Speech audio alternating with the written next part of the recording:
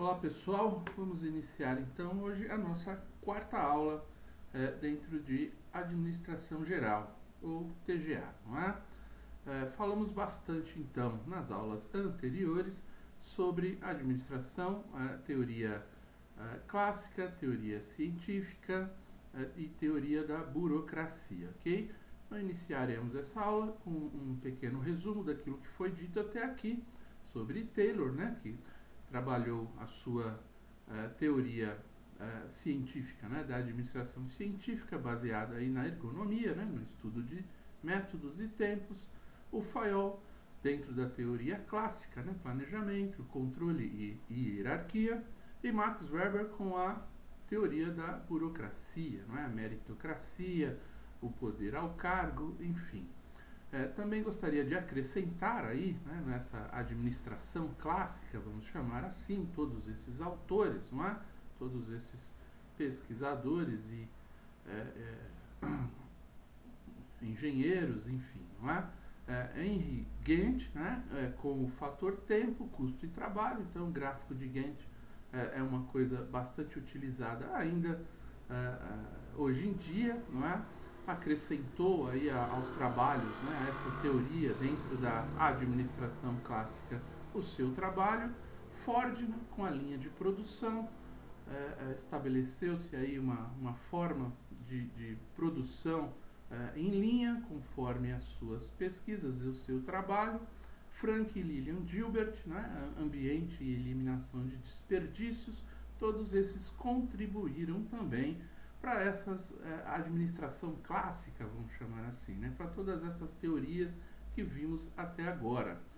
A teoria dos recursos humanos, né, que tem aí a experiência de Hawthorne, porque aqui eu vou citar ela e mais para frente nós iremos aprofundar. Porque durante essa época, Maio, né, fez uma pesquisa alterando as condições de trabalho para ver como a relação das pessoas evoluía com isso, né, para ver se a produtividade. Então ele fez uma experiência baseada em iluminação, não é? As fábricas antigas aí dentro da administração clássica, elas tinham uma característica, né, sempre fábricas muito escuras, não é? Fábricas com uma infraestrutura bastante decadente, não é? E Maio, com a sua experiência em Hawthorne, ele queria, na General Electric, ele queria colocar uma condição de trabalho com uma iluminação diferenciada, grupos diferentes fazendo pesquisas, né? Cada um com um tipo de iluminação, e para ver como a produtividade, né, como as pessoas se comportavam. E foi verificado que a integração das pessoas, né, aquela a administração informal, a integração das pessoas, ela demonstrou muito mais resultado do que propriamente as condições, a infraestrutura, a iluminação. Mais para frente a gente aprofunda isso aqui apenas para citar, porque foi uma experiência elaborada nessa época e depois tomou uma outra direção mais para frente com a teoria das relações humanas, ok? E temos também para citar aí a teoria da colaboração, né? John Walsh. Depois da Segunda Guerra Mundial, todos os países, né, tinham aquela dificuldade em comercializar. Os países grandes, eles faziam muito comércio entre eles. E essa dificuldade criada pela Segunda Guerra foi praticamente definido uma forma de você aumentar, não é, o mercado mundial, né, fazendo o quê? Esquecendo os grandes, não é? E trabalhando com o foco nos menores para a expansão do mercado de cada um dos países. É chamada aí de teoria dos jogos, não é? Onde foi possível, né, foi um primeiro grande passo aí para a expansão do comércio internacional, ok? Somente citar aqui esses pontos e mais para frente isso tudo será aprofundado. Muito bom. Vamos começar então falando da teoria dos sistemas, não é?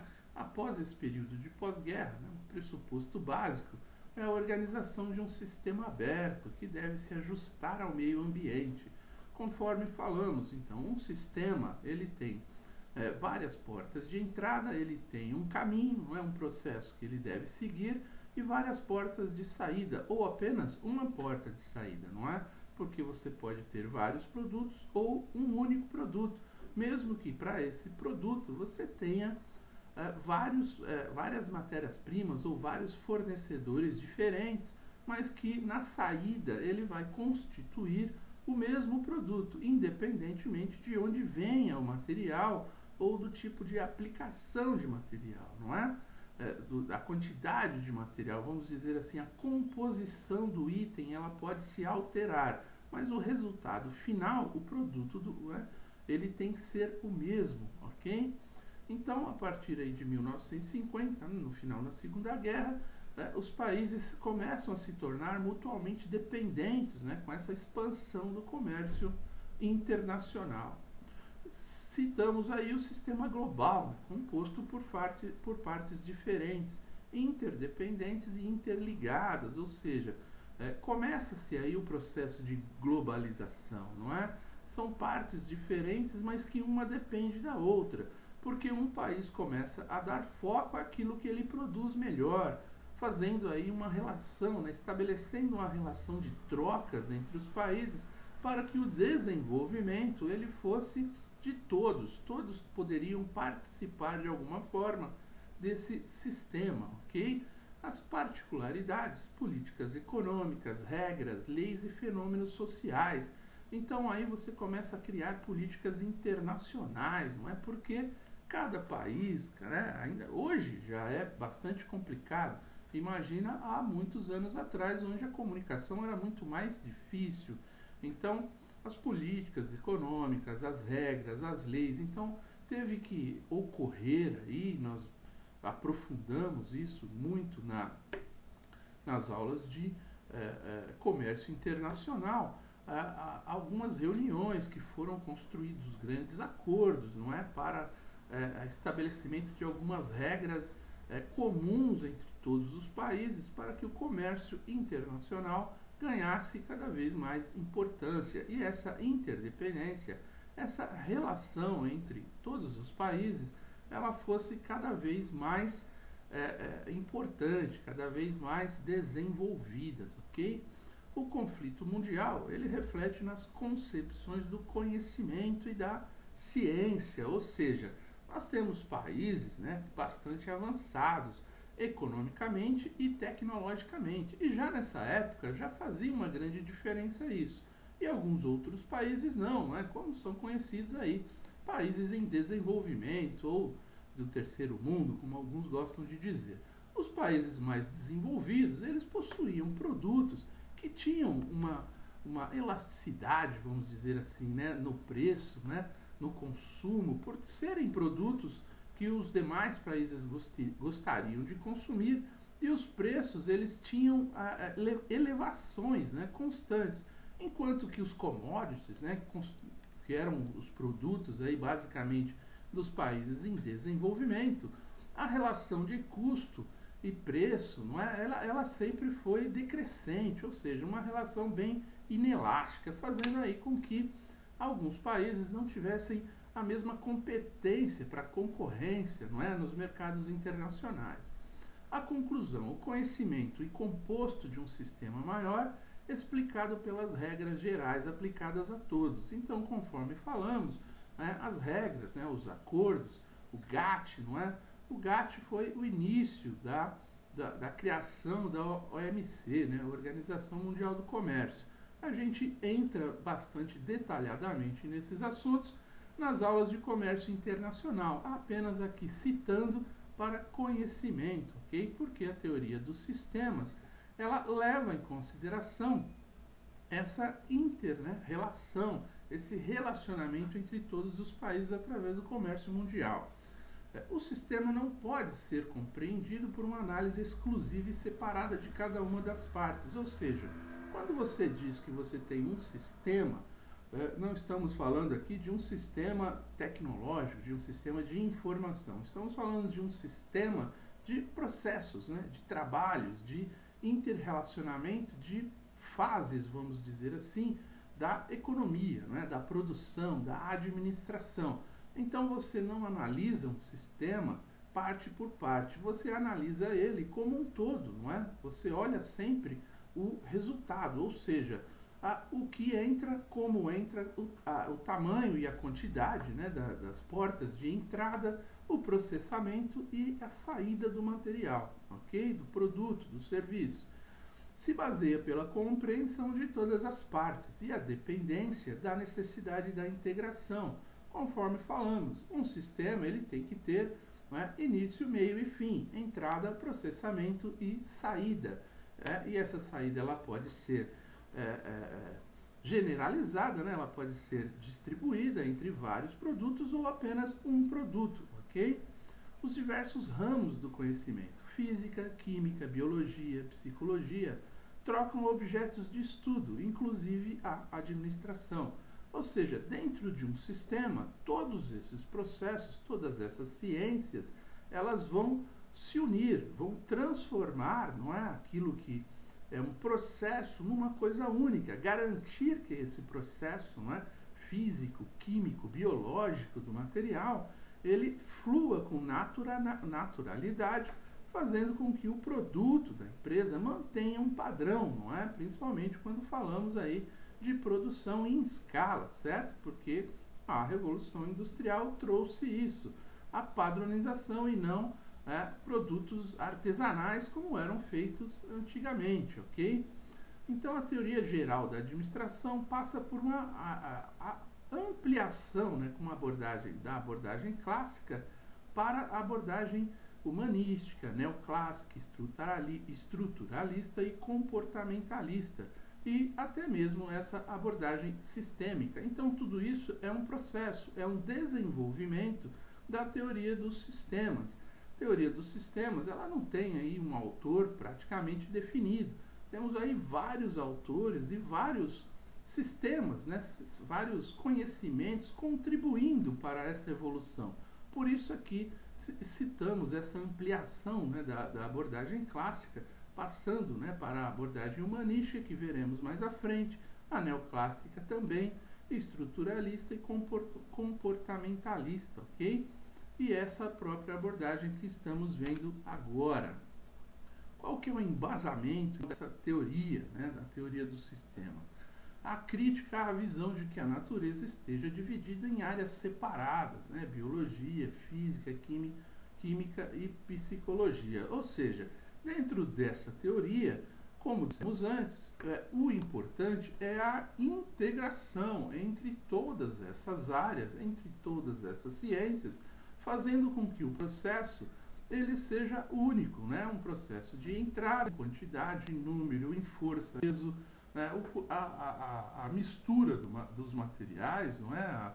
A biologia, a física, a química participando de tudo isso, o ser humano, não é? Como controlador dos sistemas, criador das alternativas e das ciências, participando como se tudo isso fosse apenas um único sistema, uma única teoria e não separadas, né, de forma que cada uma tenha apenas a sua função em si mesma. Não é? Isso tudo é realizado com o objetivo de integração, de interrelacionamento entre todas essas ciências. A compreensão da realidade exige a integração das diversas áreas do conhecimento e da ciência, conforme falamos até aqui, ok? A influência do holismo, né? Olhar de cima, aquele olhar do total, quando você consegue enxergar o sistema de uma forma superficial, sem olhar os detalhes, mas você consegue enxergar o todo, ok? Da medicina, né? E da psicologia, e de que o todo é muito mais do que a soma das partes. Ele é o todo que determina as partes e não o inverso, ou seja, apenas um resumo daquilo que falamos. Às vezes, quando você trabalha isoladamente, o resultado é um, mas quando você trabalha em sistemas, você consegue um resultado acima da expectativa, ou seja, é mais do que a soma das partes, ok? Por isso a teoria do sistema, ela acaba sendo uma evolução, não é, da teoria clássica, da teoria da administração clássica que acabamos de rever aí de vários autores. Muito bem. Qual que é a ideia central, né? A teoria geral dos sistemas, então, ela não busca soluções práticas para os problemas, mas sim produzir teorias conceituais que possam criar condições de aplicações na realidade empírica. Ou seja, todos os conceitos que vão sendo criados de sistemas, de portas abertas, de processamento, de portas de saída, não é? Sejam portas variadas ou portas únicas, não é? Por exemplo, aqui vamos citar o benchmarking, não é? É uma das teorias, uma das ferramentas, vamos dizer assim, da administração, que passa pela teoria dos sistemas, porque através do benchmarking, não é, você vai descobrindo como acontece em outros lugares, não é, em outras regiões, em outras empresas, em outros países, e com isso você vai criando conceitos, novos conceitos de integração, novos conceitos de processos de trabalho e de ciência, ok? Mais para frente também vamos aprofundar a questão do benchmarking aqui, tá? As organizações devem ser administradas numa perspectiva sistêmica, ou seja, deve-se ver o todo composto de partes interdependentes, porém que se relacionam entre si. Conforme falamos, então, a interdependência já é propriamente um relacionamento, não é, entre as partes, ok? E a perspectiva da administração é aquele olhar holístico, né? Você enxergar o todo e fazer disso a soma das partes para o resultado final do seu produto ou serviço. Ou seja, a própria administração do sistema leva à administração do todo, de todo o conjunto de ciências e processos dentro, né, do seu geral, né, do todo do seu ambiente. Exemplo, né, a cibernética e a teoria e a tecnologia da informação possibilitaram operacionalizar melhores as empresas. Teoria de sistemas aplicadas à administração. Então, todo o sistema, toda a robótica, toda a eletromecânica, enfim, tudo isso foi participando, né, fundamentalmente de cada um dos processos do desenvolvimento, de cada uma das partes, somando, fazendo com que as partes cada vez mais fossem integradas, tornando-se um processo comum, um processo único de desenvolvimento, ok? A teoria do sistema, quais são as premissas dela, não é? Então nós temos aí os sistemas, existem dentro de sistemas. Então quando você verifica o seu sistema, por exemplo, o seu processo industrial, ele existe dentro de um processo econômico, dentro de um sistema, né, de relações de trocas entre países. Então, cada sistema, ele é, na verdade, a parte de um novo sistema, de um novo grande sistema. Mesmo dentro da sua empresa, você tem vários sistemas que se comunicam e isso faz com que o sistema, o maior, seja criado, ou seja, você tem um sistema composto por vários sistemas dentro dele e formam um sistema geral, vamos dizer assim, por exemplo, o sistema de comércio internacional. Cada país tem o seu sistema, cada país, né, é um sistema, vamos dizer assim, e o conjunto deles formam o sistema de comércio internacional. Os sistemas são abertos, isso é, se relacionam com o meio em que estão inseridos. Então é aquilo que falamos, todos os sistemas, você tem muitas portas de entrada, não é? Isso é uma característica, até para criar essas relações. Mesmo que às vezes você tenha uma única porta de saída, mas essa única porta de saída, ela pode servir para várias entradas em outros sistemas, não é? Em outros processos, em outros produtos, não é? Por exemplo, se você produz apenas um tipo de material, esse material ele pode ser utilizado por diversas outras empresas, não é? De diferentes produtos. Isso abre novas portas. Então, sempre os sistemas são abertos, ok? as funções de um sistema dependem de sua estrutura. Então, todas as funções, né, as operações, as atividades, os processos de cada sistema, ele faz parte de uma estrutura, não é? Então, cada um depende do tipo de estrutura que tem. Então, é como você pensar em hardware e software. Alguns softwares rodam, né, em determinado hardware. Por quê? Porque tem que ter uma estrutura ali, não é? Uma capacidade de armazenamento, uma capacidade de velocidade, enfim.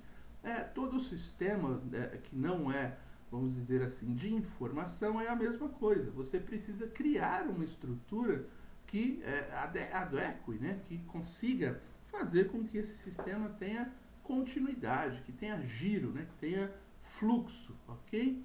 A indefinição, a definição de um sistema depende do interesse de quem se propõe a estudá-lo. Então, quando você vai verificar um sistema, cada um tem um foco, não é? Porque cada um tem uma área de trabalho, cada um tem uma relação direta com aquele sistema, não é? Seja físico, químico, biológico, administrativo, psicológico, cada um vai olhar o sistema dentro do seu âmbito, do seu conhecimento, não é?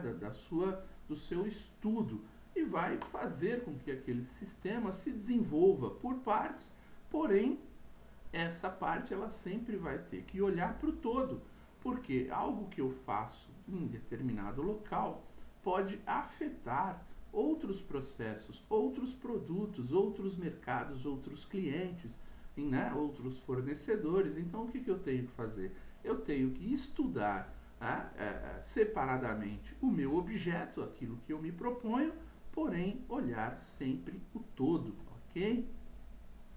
Vamos falar então das características dos sistemas sociais, ok? Funcionalismo, né? Cada elemento de um sistema tem um papel a desempenhar num sistema mais amplo. Aquilo que falamos, às vezes você participa apenas de um processo dentro da sua empresa. Só que esse processo está diretamente relacionado a vários outros processos. Então, cada elemento dentro de um pequeno, né, de uma parte, ou seja, um subsistema, né, uma parte de um sistema, ele tem um papel, né, ele tem que olhar todo o sistema, ele tem que conhecer todo o sistema, para que ele não cause, né, qualquer tipo de parada no sistema, qualquer tipo de interrupção, não é, de não conformidade, ok? O holismo, né, o sistema só pode ser explicado como uma globalidade e não como uma simples soma das partes. Então, o holismo, ele opõe-se ao elementarismo, né? Por quê? O todo, né? Porque ele vê o todo como a soma das partes individuais. Então, é aquilo que falamos. Quando você olha os sistemas de uma empresa, por exemplo, vamos exemplificar, aqui você tem lá numa empresa, né? A administração da produção, você tem a administração da logística, você tem a administração financeira, não é? Você tem a contábil, você tem, enfim, tudo isso, quando você olhar de cima, o que você vai ver? Você vai ver a compra, né, do material lá, o processamento, a saída do material, não é? O canal de distribuição, o atendimento ao cliente. Você vai olhar o todo. Por mais que você entenda que você tem um elementarismo ali, né? Cada sistema, cada parte dessa é administrada por um administrador diferente, vamos dizer assim. Você tem que olhar o todo da empresa para que todas as partes funcionem em harmonia, ok? Então, também aqui você está dizendo que o homem ele é funcional, né? O indivíduo comporta-se em um papel dentro das organizações, interrelacionando-se com os outros, como num sistema aberto. Então, o ser humano aqui, ele faz parte, né, do sistema, ele tem que se relacionar com os outros de forma que o sistema seja entendido, né, seja compreendido e seja administrado, vamos dizer assim, da melhor forma possível, ok? Por isso é um homem funcional, determinado por funções, ok? A tendência da abordagem sistêmica, não é? Qual que é a tendência a partir daquele momento. As diversas partes de um sistema são integradas pelas leis e regras de funcionamento geral do sistema. Então, quando você cria, por exemplo, dentro de um sistema, né, de administração pública, do Estado, por exemplo, todas as partes, todos os sistemas, né, seja industrial, seja comércio, seja serviço, eles terão que fazer parte, terão que ser integrados através de leis e regras, e mesmo dentro da sua companhia. Quando você cria padronização, quando você cria procedimentos, você está fazendo isso. Você está integrando todos os seus processos através de leis e regras, para que todos sigam aquilo e não fuja da conformidade exigida, vamos dizer assim, ou determinada pelo administrador da empresa como um todo, aquele que tem a visão holística, não é? A visão do todo. As funções de um sistema, então, nós temos aí a latência, que é isso, né? É a sustentação, a reprodução e transmissão de valores e culturas de um sistema, ou seja, todos os valores e a cultura dentro daquele sistema, de cada parte de um sistema, ela vai se ampliando, ela tem a ambiente externo, ambiente interno, e que vai contribuindo, não é, para a sustentação daqueles valores, a sustentação daquela cultura, e que aquilo seja de alguma forma integrada com a parte externa e as características internas determinem como isso será sustentado, como isso será reproduzido, não é? Por exemplo, para novos funcionários que adentrarem aquela companhia, né? Aquele novo sistema, vamos dizer assim. A integração não é que é a busca, que busca aí a coerência e a coordenação entre os grupos e indivíduos do sistema. Então, a integração ela é realizada basicamente levando em conta que todo mundo faz parte do sistema. Então, quando você tem essa percepção, não é, que você faz parte de um sistema, você tem que conhecer o todo, você tem que olhar qual é a sua responsabilidade e entender que as suas ações elas refletem, né, mais adiante em melhorias ou em problemas, e por isso você deve seguir aquele padrão, aquelas leis, não é? Aqueles procedimentos, as regras estabelecidas. Gerar e atingir objetivos também é função do sistema, não é? Estabelece as metas e adota os meios para atingir. Planejamento, organização, direção e controle, ok? Isso tudo são as regras básicas da administração dentro dos sistemas, onde você vai gerar e atingir objetivos. E adaptação, buscar meios de manter, né, de se manter no sistema inserido, ou seja, todas as pessoas, né, todos os recursos humanos, eles vão se adequando, eles vão se mudando, alterando o comportamento, não é, para se inserir naquela cultura. Eles vão aprendendo, não é, uma forma de participar daquele sistema de forma objetiva, de forma direta, trazendo aí, influenciando, vamos dizer assim, direto, né, no resultado, ok? Os princípios, então, da abordagem clássica, né, aí dentro dessa visão sistêmica. Um pensamento analítico, decompor o todo em partes simples, interdependentes, indivisíveis, não é isso?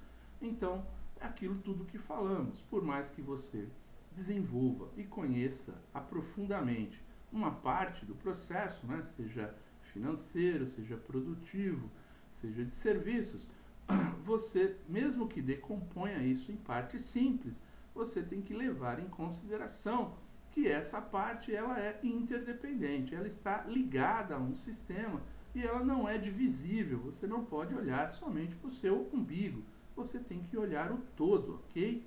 Explica e facilita a solução, não é? Um sistema é isso, você no fundo, você terá uma condição de reduzir, não é? Quando você tem uma visão holística, você não olha os detalhes, você olha o todo e faz com que o fluxo seja muito mais importante, às vezes, do que uma atividade. Isso faz com que você explique melhor e facilite a solução dos problemas, muito mais focado na saída do sistema, no resultado, né? naquilo que o sistema produz, né? De certa forma, isso representa um reducionismo, né, do pensamento, da ideia, ok? Para facilitar aí as soluções. Aplicar as partes para explicar o todo, não é? Por isso que você é analítico, porque aqui você vai analisar cada uma das partes e com isso você vai entender o resultado, o todo, cada uma das partes fazendo bem o seu trabalho, o seu processo, atingindo um melhor resultado, fazendo com que o processo mais adiante, que é uma outra parte do sistema, flua de forma muito mais natural e produtiva, ok? A explicação do todo é a soma da explicação das partes, conforme falamos já bastante sobre isso, não é? Quando você enxerga o todo e o resultado dele, às vezes acima até do desejado, é porque as partes estão muito bem relacionadas, muito bem interligadas, né? Tem uma integração muito grande. Um exemplo, né? A divisão do trabalho e a especialização do operário. Quando você faz a divisão do trabalho, é natural, isso existe até os dias de hoje. Você especializa as pessoas, porque você precisa, dentro de um sistema, que cada um elabore o seu processo, né, a parte do sistema pela qual é responsável, de forma muito bem feita, não é? De forma com muita eficiência, para que o resultado, né, ou seja, a eficácia, ela seja a maior possível. E dentro da divisão do trabalho, uma das coisas que você busca é especialização, não é? É buscar a especialização do operário para melhorar o resultado do sistema.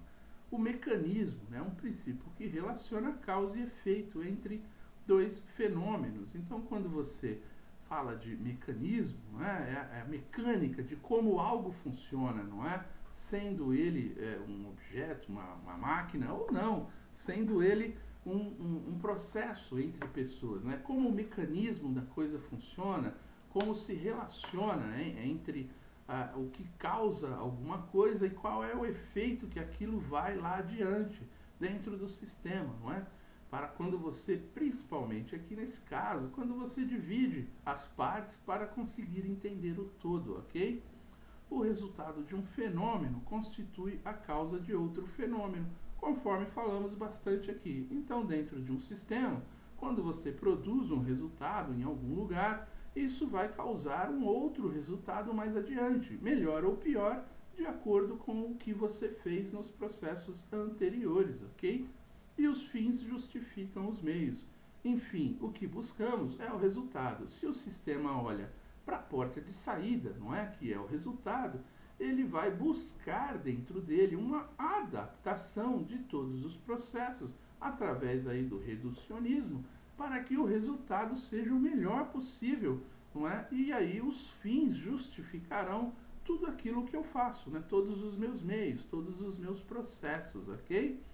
E por isso, porque mais adiante falaremos sobre qualidade, mas é aquilo que sabemos, né? Qualidade não é a qualidade maior, né? Melhor. A qualidade é a mais adequada ao mercado, ao cliente, é aquilo que o consumidor deseja. Então, não, quando a gente fala que os fins justificam os meios, nós estamos falando disso. Nós queremos chegar ao nosso cliente com o melhor resultado possível, porém com aquele custo adequado, com um processo adequado àquele tipo de produto, àquele tipo de custo de operação, ok? Os efeitos são determinados pelas causas, não é? Uma visão determinística das coisas, não é? Então, as causas é que vão determinar quais são os efeitos, não é? É mais ou menos tudo isso que falamos sobre a qualidade, não é? É aquela qualidade que é desejada, que é comercializada, né? Que você estabelece uma condição de concorrência eficiente, ok? Então, para isso, temos que levar em conta que o sistema ele tem que ter uma adaptação à realidade do mercado, do produto, do consumo, né? Do custo, enfim, tudo isso faz parte da análise holística do sistema, ok? O expansionismo, né? Todo fenômeno é parte de um fenômeno maior. aqui como falamos do holismo, né? Quando você verifica um resultado em uma das áreas, na verdade você está olhando sempre o geral, não é? O total, é o produto, não é? É aquilo que traz o resultado, ok? Os fins justificam os meios, não é? Quando você expande, né, o seu pensamento, você vai pensar que um fenômeno ele é apenas uma parte. Você não verifica as partes de forma muito detalhada. Você está muito mais preocupado aqui com o todo, ok? O todo do sistema, não é? O desempenho aí de um sistema depende de sua relação com as partes dele, né? com os seus componentes, ok? Um sistema formado por vários sistemas, por vários processos, por várias pessoas, ok? Ele enfatiza o todo, a importância de cada uma das partes. Por isso que nesse processo de integração, a cada uma das partes do sistema, das pessoas, não é? Tem que compreender qual que é o seu papel, qual que é a sua importância dentro do todo, ok? Transfere a visão das partes para a visão do todo, aquela abordagem sistêmica, um resumo de tudo que falamos até agora. O pensamento sintético, qual é o papel que desempenha as partes para o todo? Então, no analítico, você analisa lá, você está olhando, não é? Cada uma das partes para que o resultado seja o melhor possível. Aqui não, no pensamento sintético, você está olhando o todo e aí você faz com que você crie metas para cada uma das partes, ou seja, você vai fazer o reducionismo, né, ou o expansionismo de acordo com aquilo que você deseja, né, de acordo com o resultado esperado, com as metas da empresa, com o que é desejado, ok? Então, num pensamento sintético, você busca aí somente enxergar, né, qual que é o papel de cada uma dessas partes no todo, qual que é a importância, o peso, né, qual que é a estratégia para cada uma das partes, de forma bastante ágil, de forma sintética, condensada, ok? Como se comporta, né, o todo em função da mudança das partes. Quando você altera as partes, então, através do pensamento sintético, através do expansionismo, não é? Você olha cada uma dessas partes e pensa, bom, aqui poderia ser de uma forma mais ágil, poderia ser menor, poderia ser mais barato. Como isso vai se comportar, não é? Como isso vai trazer uma relação de benefício para todo o sistema, ok? Interesse em juntar as partes e não de separar. Então, quando falamos em visão de sistema, nós temos sempre um interesse muito maior de integração de todo o sistema do que de separar, ok? Não teria lógica você separar uma das partes, porque todas as partes fazem parte de um sistema interligado, interrelacionado. Muito bem. E nós temos aqui também, dentro dos princípios da abordagem sistêmica, a teleologia, doutrina que considera o mundo como um sistema de relação entre meios e fins, estudos dos fins humanos, ok? Ela causa, né, condição necessária, não suficiente para surgir o efeito, ou seja, a causa, né, que é a condição necessária, ela não é suficiente para surgir um efeito. Tem que haver aí integração entre partes e processos para que o efeito seja positivo, para que o efeito seja garantido, ok? É o resultado do trabalho. A relação causa e efeito não é determinística, mas sim probabilística. Ou seja, quando você faz uma ação, quando você cria uma nova mistura de produtos, por exemplo, não é, para que você chegue num resultado final, isso é uma probabilidade. Você tem uma probabilidade de gerar um produto semelhante, né, àquele que você desejava. Então, é uma relação de causa e efeito sempre baseada nas pesquisas, na aderência dos processos, né, ou dos produtos, ou das partes, na construção do todo. E isso é sempre uma probabilidade que tem que ser estudada e analisada. Não existe uma causa direta, não existe um efeito direto, ok? Para toda causa. estudo do comportamento dos fenômenos com finalidade de alcançar objetivos.